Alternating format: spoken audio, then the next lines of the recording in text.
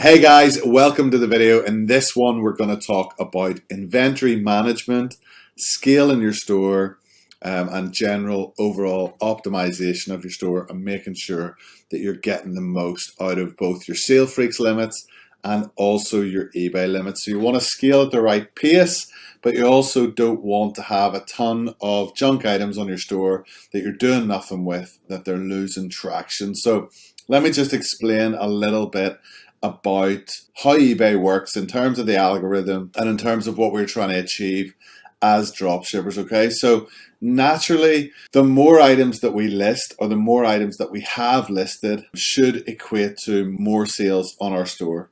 But there is a fundamental difference between having a ton of items on our store and actually being consistent and actually doing what eBay like in terms of the algorithm. And what I mean by that is there is two different ways people do things, okay? So let's say we have two dropshippers. We've got dropshipper A, and what they do is they get to, for example, 10,000 items as quickly as possible, but once they reach their 10,000 items, they do nothing.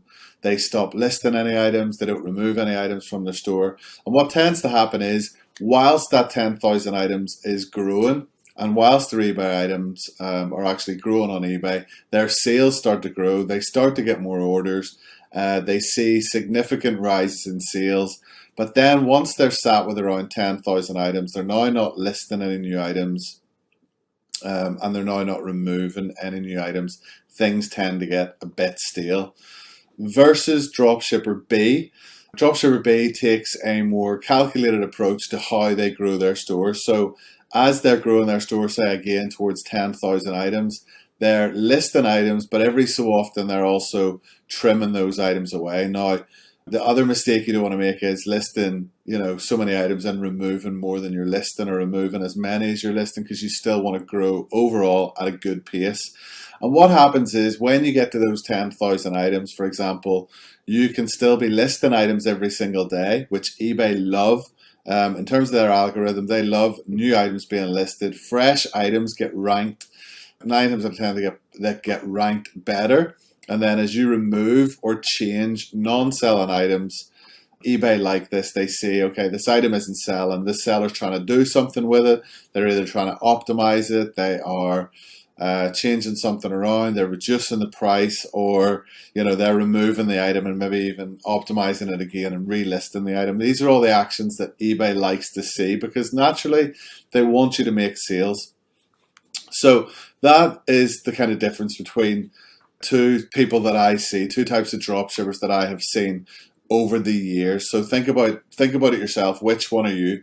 There's also dropshipper C, I guess, that doesn't scale either. So they see the business model, they start to list some items on their store, maybe they've got 200, 300 items, maybe they see some sales coming through, but they're worried about then scaling that to 500 items or 1,000 items, because they feel they're maybe not making enough to cover their costs with 250 items, so they feel that this will double down in a bad way if they scale up, when in actual fact your costs don't scale up or shouldn't scale up in line with you scaling your business. In fact, it should only become a more profitable business model as you scale up, especially if you're scaling in the right way. There's also like kind of in between, A and B scenarios that go on. I mean, you don't have to do everything so consistently all of the time, but what you do need to consider is always trying to grow or list new items on your store, and always trying to remove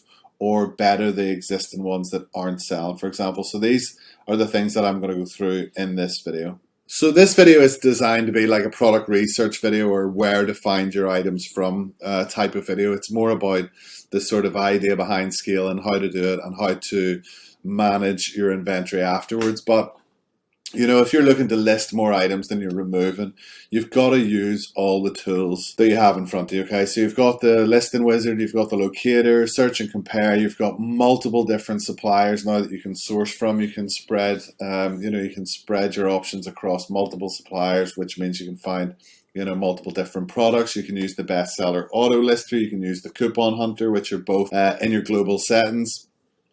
We'll run through the global settings as well as part of this, just to show you how you can manage to achieve your goals in terms of how many items you want to list per day. You've also got other outside tools like Zik Analytics, and then you've also got the new Salefreaks Chrome extension as well, which you can pull multiple items from Amazon and list them directly into your eBay store. So there is any amount of options. There's no reason why you can't scale or why you should be hitting any roadblocks in terms of listing the items onto your store. So the next thing we want to look at is, how do we do that safely? How many items should I be listing to my store on a daily basis, a monthly basis? And I'm going to show you how I break that down. Okay, so as I mentioned, eBay really like consistency. So you might have a 10,000 item eBay limit, but the reality of you listing 10,000 items in a single day, one, it would be quite difficult because it'd be quite difficult to source that many items to list in a day, but also it's a huge red flag for eBay.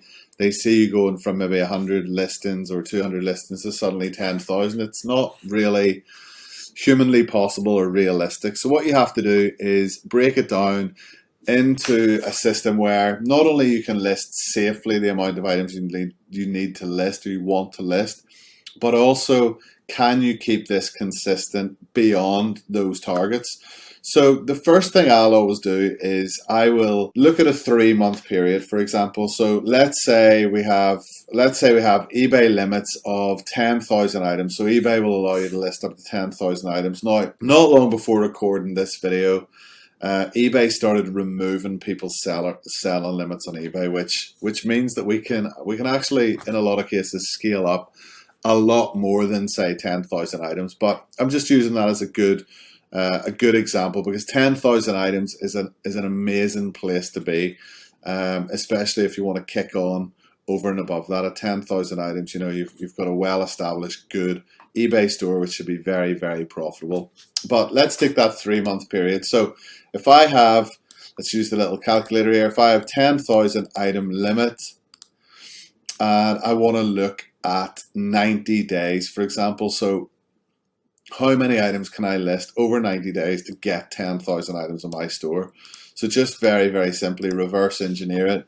That gives us 111. Okay, so if I want to be super, super cautious, I'll just list less than 100. 100 seems to be kind of what the number that people have talked about for years, where it's safe to kind of list on eBay.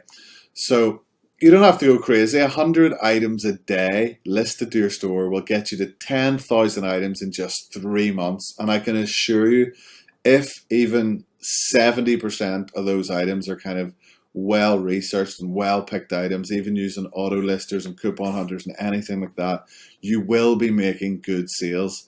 At that point, you should have an anchor store, and you should also be thinking about scaling on to 15,000 items, 20,000 items, if your eBay allowances allow you to do so. Okay, so 100 items a day. But let's say, for example's sake, you're a little bit newer and you're maybe sat on 1,000 items or 1,500 items at the minute. You're not really ready to commit to a big, massive store. You're not ready for feature store, or you're not ready, for anchor store, but you're still in a feature store. You want to scale up, okay? Let's have a look at even growing your store up to 5,000 items. Okay, so 5,000 items over the next 90 days obviously is gonna be around half of 100. It doesn't take a genius to work it out, but just thought I'd show it on screen. 55 items per day. Okay, so that is super, super achievable. And if you've already got 1,000 or 1,500 items on your store, it's even quicker to get there, because you're maybe only having to list for 2.5 months, for example, to get up to 5,000 items. And on the way up, you will start to see more profit. On the way up, you'll see more sales, you'll see more profit, and you'll also just get that better understanding of what consistent looks like. And especially as you want to start removing items from your store. So this is the next thing I want to talk about. Because obviously if you're listing 50 or 100 items to your store every single day, there's going to be some items that you're removing from your store. So the number one golden rule for me, and in fact, there's actually two golden rules. The first one is you should never remove more than, say, 10 maybe even an argument to say 5% of your total inventory in one single day. So if you've got 1,000 items, for example, you should never be removing more than 50 to 100 of those items in a single day. Removing a lot of items in a single day acts in the same way as listing multiple items, except gives you the reverse effect. So if you're being consistent adding items every day, eBay are going to naturally give you more sales. They're going to give you more eyes on your products. If you're removing a lot of items, they're going to go the algorithm's going to go the other way. It's going to have a negative impact. And sometimes personally, I've left my items on there too long. I've had to bite the bullet. I've had to remove a big chunk in a single day or something like that, and it definitely takes its toll on your listing. So little and often is better. I would suggest removing maybe 5% of your total inventory, every couple of days, knowing that you're going to replace those products. So for example, if I'm listing 110 products or 100 products, the max I want to be removing of those is maybe half of those. Okay, so you're listing 100 and you're maybe removing 50, and as long as that 50 obviously falls in line with the max amount of your inventory, then you're absolutely fine. So yeah, to recap, the first one is don't remove too many items at once. You're better to remove little and often. The second thing is you don't have to remove items unnecessarily. Okay, so eBay have actually stated multiple times when they've done seminars on their algorithms, their search engine optimization, and all these things, that they would prefer you to keep the item listed but make changes to the item. So what those changes could be, it could be a change to the price. You might just need to drop the prices on those non-selling items for a little while until they can start selling, maybe give them a boost up in the rankings. You can change things like the quantity of the item. Anything that gives the item a bit of a refresh and a change is good for the algorithm. The other big one is optimization. So you could change the pictures, you could change the titles, you could change the descriptions, anything that basically tries to get more eyes on your listing is going to have a positive impact. eBay can see that you're making changes to those, and it gives it like a bit of a refresh within the algorithm. So you don't want to remove things too early. You also don't want to leave things on there too late. So eBay basically says that if something doesn't sell in the first kind of 30 days, the chances of that item selling after that are even less likely. And if you can imagine, as dropshippers, we're all kind of listing the same products from the same supplier. So if I have, let's say I have a product listed for 30 days, and then someone comes along and lists the exact same product, their product will naturally push mine further down the rankings, especially if I haven't had any sales history or any click history or any views or anything like that. So you have to bear that in mind. So eBay do state making changes definitely makes a positive impact on your listing. Now you might still not make any sales on that product. It might sit there for a little while longer.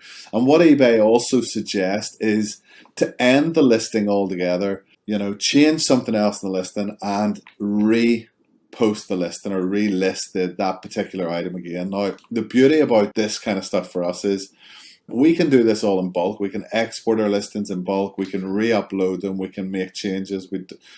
I've found in the past even that exporting my listings or removing my listings and then re-uploading them again with changes. So all we need to do is put those on a spreadsheet. If we keep all our CSV files of anything that I do on Zik Analytics, and then I go in and I can re-optimize those.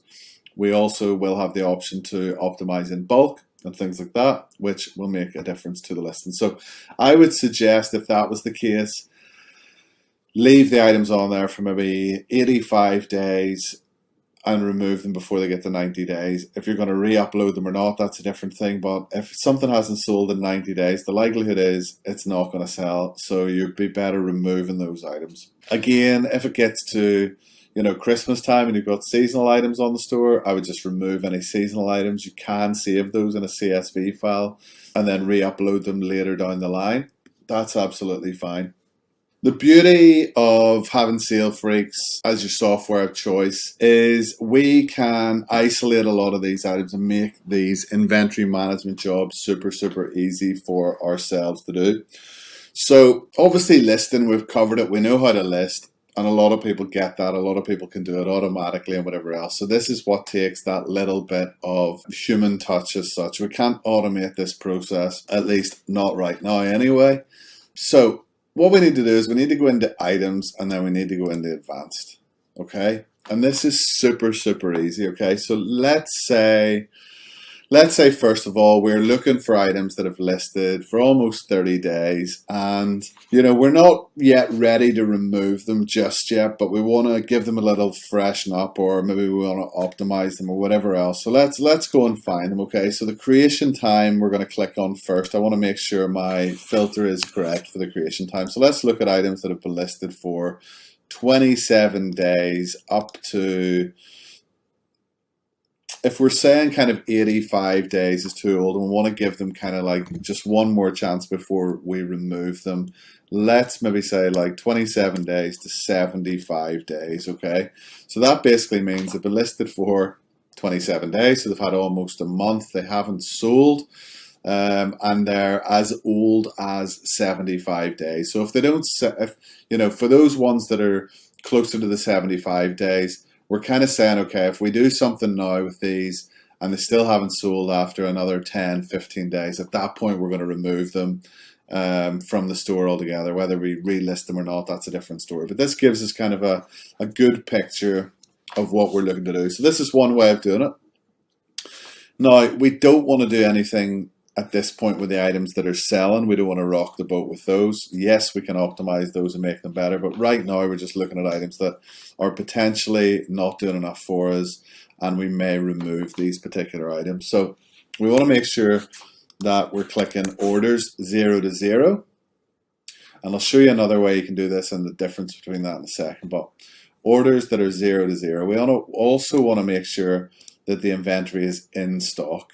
Okay, there is an argument that we could look at the out of stock in a second, but sometimes there'll be legacy out of stock items, and I'm just not that worried about trying to optimize or change the items that are out of stock. So they might never come back in stock. And also, for this example, these items are non-selling items anyway, so we're not really that worried about it. So all we need to do here is click on View Items. Now, if you like this filter, and if this is something that you've tweaked around with, maybe you've changed your creation days to 25 or 29, or you've used a slightly longer since date or shorter since date, you can save these filters. So you can go in and save the filter, and then next time you can just go and load the filter and view the items, which just automates that process a little bit, saves you thinking about, you just going, right, these are the items that I want to do X, Y, and Z with. So we're just going to click on View. We're going to see the items that it brings up. So you can see that it's loaded up about 778 items. Now there is about 3,500 to 4,000 items across 5 stores on this Salefreaks account. So it's a good 20% of the items that aren't selling and are between those time scales. Okay, so something has to happen with these. As you can see, I've actually optimized a few of these titles these are actually quite recently, so I think I optimized them about 10 days ago, 11 days ago, something like that. And as you can see, some of them still haven't sold. Now that's absolutely fine.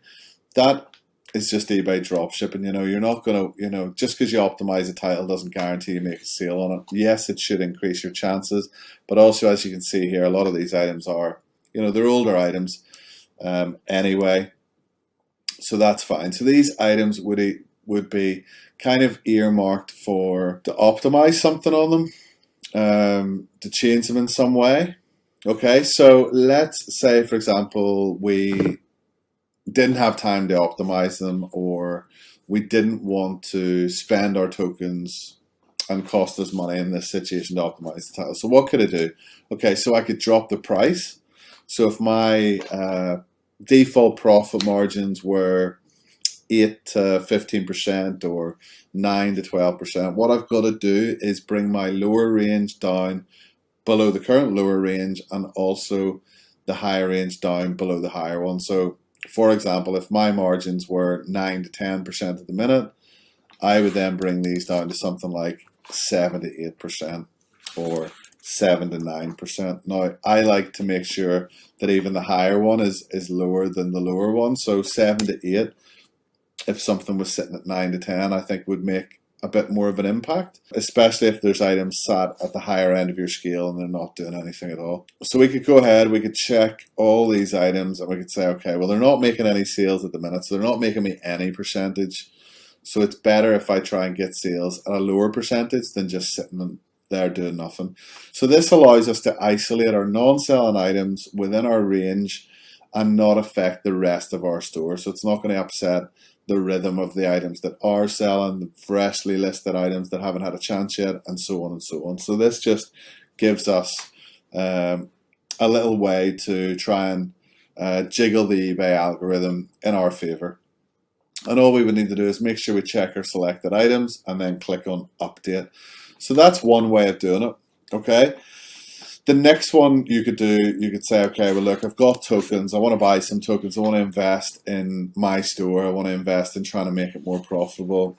And that option would then be to optimize them. So what I would like to do in this case is click on optimized. Sorry, should I say, click on this box, type in optimize, and then tag the items that I'm going to optimize. Now, if you bulk optimize also, it won't bulk optimize any ones that have already been optimized already. It'll just fail those ones based on the fact they've already been optimized. We are going to have an option to exclude optimized listings. As you can see, we can show optimized only. We're going to have an option here which will be show only non-optimized. So with these 778 items, I'm going to give them one final rip to basically sell for me. Okay, it's 22nd of April today when doing this video, and I've clicked on tag so I can see down below and the bulk actions below, and then I'm going to click optimize. So once they're tagged, they'll begin to optimize and we'll hopefully see some sales. If not, at least at that point we can say, okay, look, if they're getting closer to the 90 days, let's think about removing those items. Okay, so that's the next thing we're going to do. We're going to go in and we're going to say, okay, if this item is approaching its 90 days, the reason why I do sort of 85, 86, or 87, or for that matter, 25, 26, 27 is the likelihood is you're not going to be doing this every day. So if I'm doing this particular thing even 2 or 3 times a week, that 3-day period is always making sure that I'm catching everything and nothing should be going over the 90 days. In theory, if I'm doing everything correctly, which is not always the case. We're not always, going to be that consistent. So with this one, we just change it to 365. That's the max time frame. You should never have anything listed more than 365 days unless it's still selling. Let's have a look. We want to keep our orders 0 to 0 here, as shown. The inventory, again, this can include out of stock as well, actually, because at this point we're gonna be considering getting rid of them. But if you're considering relisting the items, I would only have the in-stock ones. If you're considering removing them altogether, you can select out of stock. So for this point in time, I'm just going to select in stock because I might try and optimize these and relist them to my stores. The other thing about having multiple stores is you could remove from all of your stores and then relist them across different stores. So you're not necessarily listing the same items across the same stores, if that makes sense. So you're removing, say in this case, you've got 95 to remove. I'm then redistributing those 95 items across 5 stores, but they'll not all be going back to the same store they came from. So we've got 95 items here that I've missed a couple by a day. Normally I'm quite good in removing the items, but these ones have obviously slipped under the radar. As we can see, I had previously optimized these, so I'm not gonna optimize them again. There's a couple in there that aren't optimized, but what I am going to do is I'm going to consider relisting these items again. Now, Normally what there would be on the account would be an export button. You can remove these items. You will need to request the export button from support. It was removed, but if you say that you're removing the items just to simply relist them again, we can either send you the CSV file of those items or add the export button back in. So we'll show you that with that export button in there. Now let's say, for example, we wanted to remove items altogether from the store. So in that case, if I was just going to just get rid of them, and you might say to yourself, well, if the item isn't selling, why would I re-upload it anyway? Well, number one, eBay says it's worth basically removing something if it's sat there for a while and trying it again. And I can tell you, hands down, from experience, even without optimizing or doing anything, the amount of results I get from relists, as in the amount of sales I get from items that have been relisted with no sales, is absolutely incredible. It definitely works. It will work better with optimization, especially if you're changing your titles and your descriptions. It does work.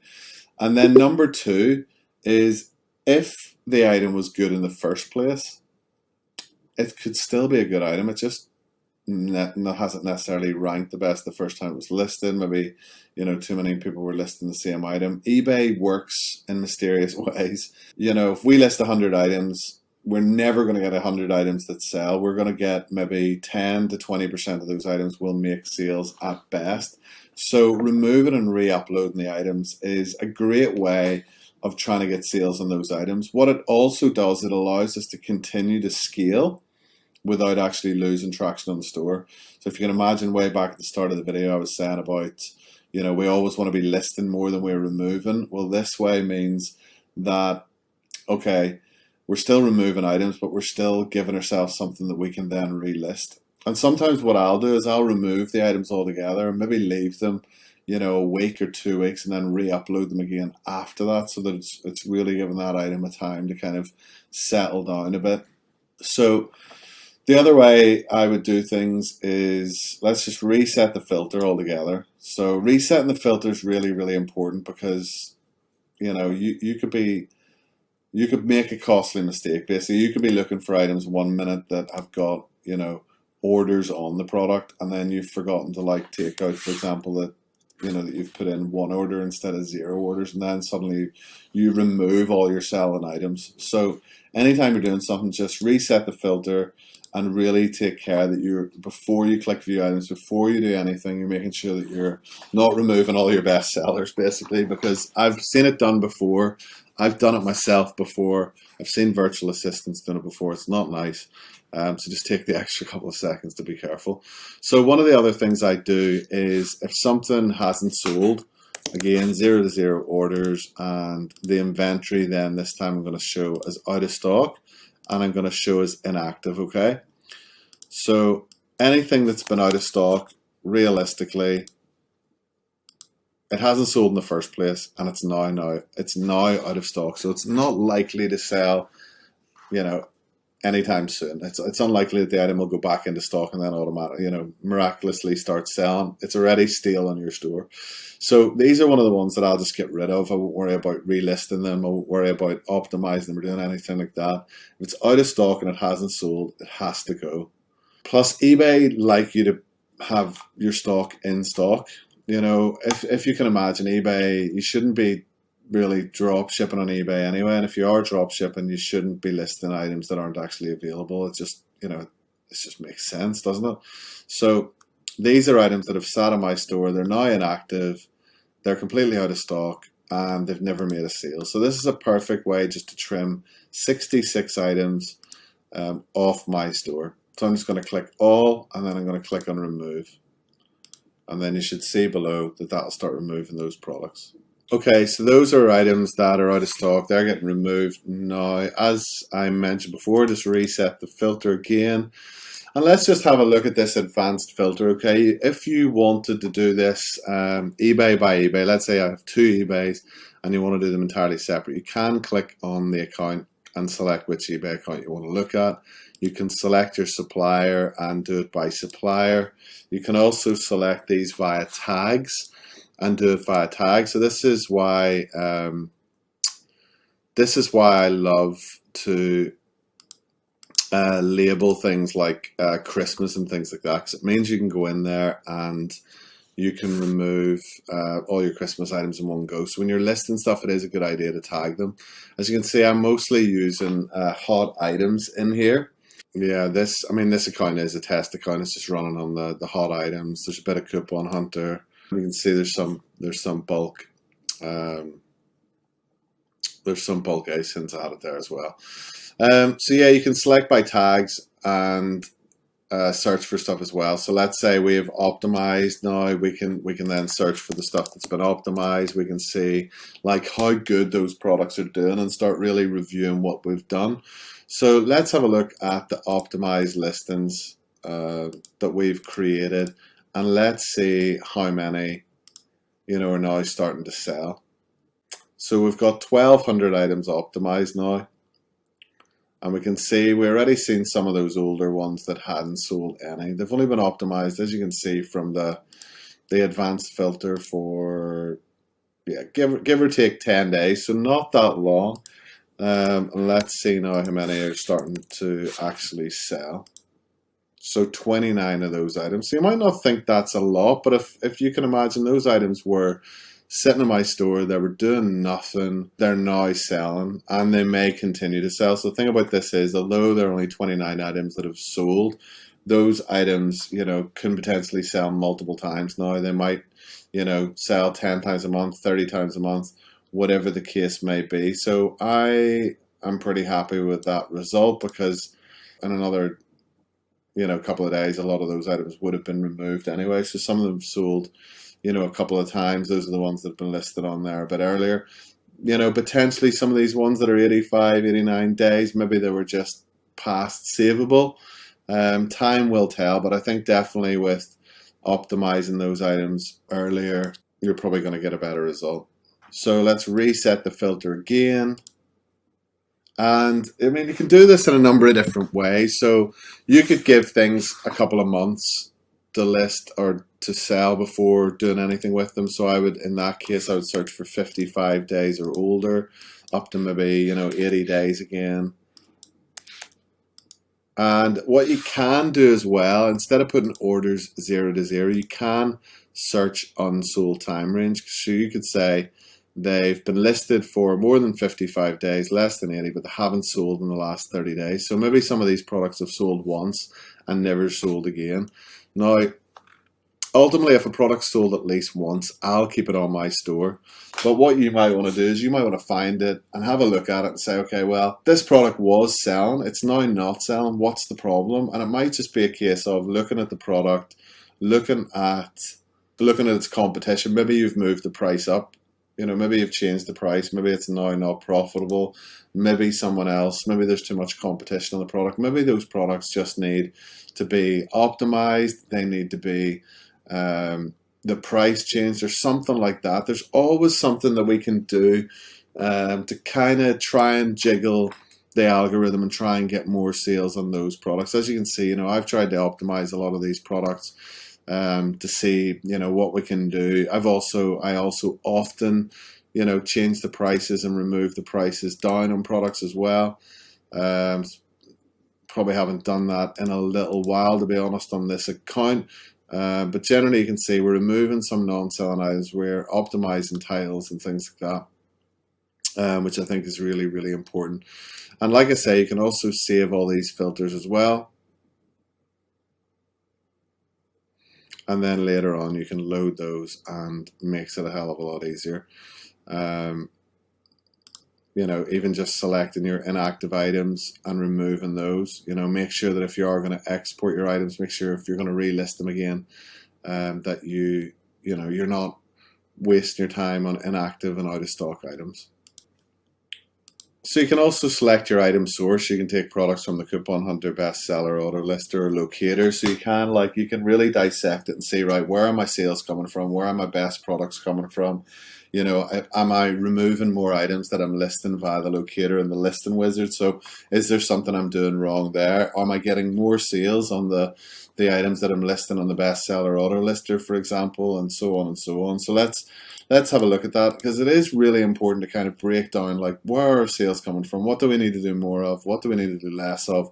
What do we need to improve things on? So let's have a look at anything that's done and order, and let's have a look at the coupon hunter. Let's see how many items have sold. We've got between 3,500 and 4,000 items here, so let's see how many are coming from the coupon hunter. At this point in time, I'm not even sure if we're listing much from the coupon hunter, and this is showing 0. I'll maybe show this on a different account that's maybe listing more products from the, oh, I've clicked off inactive. See, again, I didn't reset the filter, so it's giving me a bit of a skewed result. So let's go and change that up again, and let's just select coupon hunter. So what is selling on coupon hunter? I'm just looking to see items with sales. So showing up as 0. I don't think I'm listing actually much from the coupon hunter on this account. It's nearly all hot sellers only. So that's fine. Let me log into a different account. Okay, so this account should have orders from everywhere. Okay, so let's go. Let's try again. Third time lucky, I think. So coupon hunter, we have 231 items that have sold from the coupon hunter. Let's check the bestseller auto lister. 736 have sold from the auto lister. And then anything that's been done via locators or imports. So basically anything that I've done via Zik Analytics or locators and things like that. I would expect on this account that's probably where the most items are selling from. Yeah, 21,500 of my items are selling based on the fact they've been listed off the locator. This is a bigger account. Naturally, it's got thousands of items listed. I've been listing predominantly from Zik Analytics, locator speed searches, because I can get more items from those options. So the bestseller auto lister and the coupon hunter, for example, is a great option. It automates everything. It's, you know, click, leave it, it's set and forget, and it just lists items to your store. But once you get to a certain level, it's not going to give you enough items for you to grow. So this is where you have to start thinking about pulling items from all the different sources. And like I said at the beginning of the video, using all the tools available to you is really what's going to make those sales. Because as you can see there, like, you know, that's not even close to where the sales are coming from. Whereas in that other account I was on a second ago, all the sales were coming from the bestseller auto lister, because at that stage, that's all I'm doing on that store, because I can just set it, I can forget it, I'm using it to do some testing, I'm using it to, you know, just generally grow those eBays. Out of those 5 stores, they're all just sat in like 500, 600, 700 items between them, or sorry, on each store, and then collectively they add up to around, you know, 3,000 to 4,000 items depending. So yeah,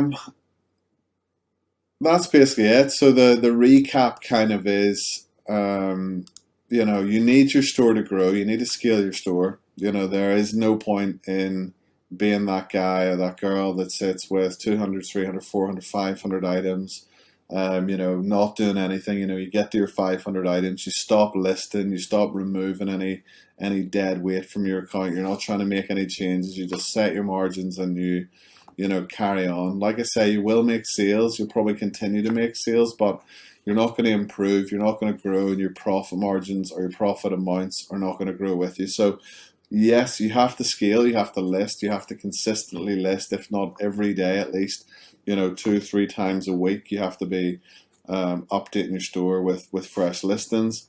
And that also comes with the other side of that coin, being that you need to adjust your listings as well. So if your item isn't selling, you know, especially if it's been sat there for close to 30 days, the likelihood is, without making some changes to it, whether it be profit, price, quantities, your optimization of your titles, your pictures, your descriptions, giving it that little extra kick to see if it will sell, the likelihood is it's just going to continue to sit there and not do anything.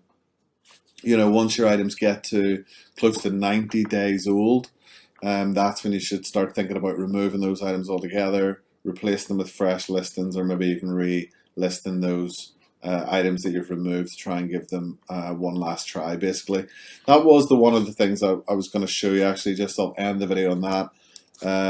Just the power of relisting those dead items.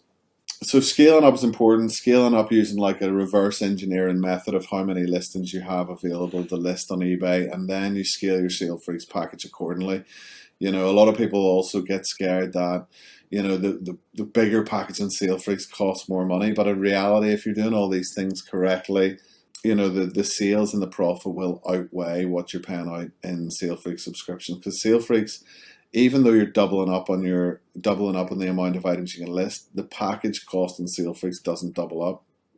So you can scale very, very easily, like I have and many others have, just by trusting the process and trusting what you're doing yourself and making sure that you're being consistent with all of the things mentioned in this video. So yeah, all these things together will make you a better drop shipper and will make you more profits in the long run. So what I used to do was I would have removed a lot of old listings and relisted them, things that didn't make any sales at all, and then I would tag them with things like relist or last chance and things like that. So let's have a look. We've got ASINs relist, we've got bulk relist, relist, relist. And as you can see, I kind of do this quite regularly, okay? So these would have all been items that weren't selling and were close to kind of 3 months old or even longer without any sales. Okay, so let's just see how many of these items then suddenly started to sell. And that's then 21,000 items. Can't be that many because that's just the relisted items.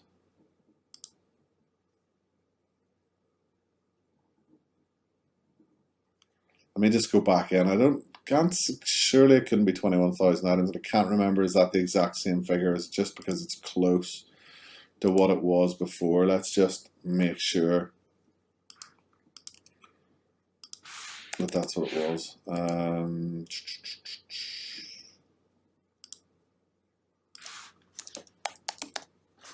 just going to check all these relist ones just for the sake of it. I think there was a few in there that weren't necessarily relist, but most of them were.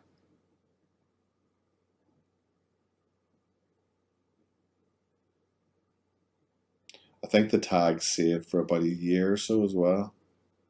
So these will be only really into the ones done over the last year.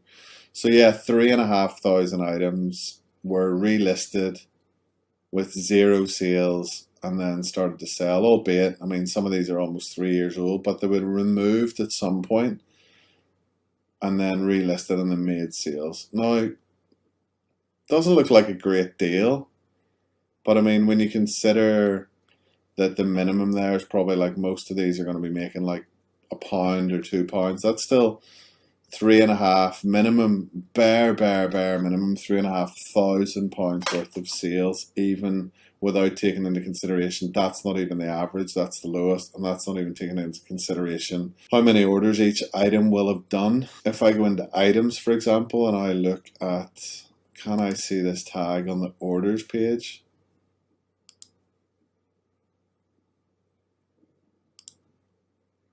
Probably can. I can see how many individual orders potentially